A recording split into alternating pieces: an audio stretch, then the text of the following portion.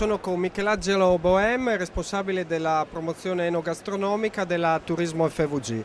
Come sta andando il progetto Benvenuto Friulano al Vinitaly, Miki? Possiamo dire che oggi si è chiusa una grande pagina sul friulano, c'è stata la firma del protocollo d'intesa tra la Regione e il Ministero con l'affidamento dei fondi per la promozione e sostegno del nuovo nome friulano. Diciamo che questa da oggi diventa una grande opportunità sia per la denominazione del vino, che anche se non è nuovo, ma il vino è vecchio e il nome è nuovo, però una grande opportunità anche per il territorio, perché si lega a un vino che potrà diventare il vino bandiera, il vino vessillo del Friuli Venezia Giulia. E Vinitaly, poi prossime uscite o iniziative?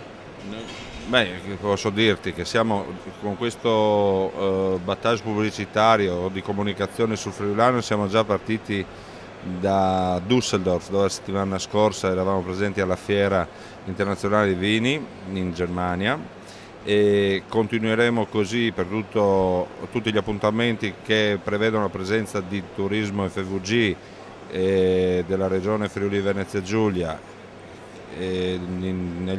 nelle fiere, nei vari appuntamenti, con la comunicazione del nuovo nome del vino friulano.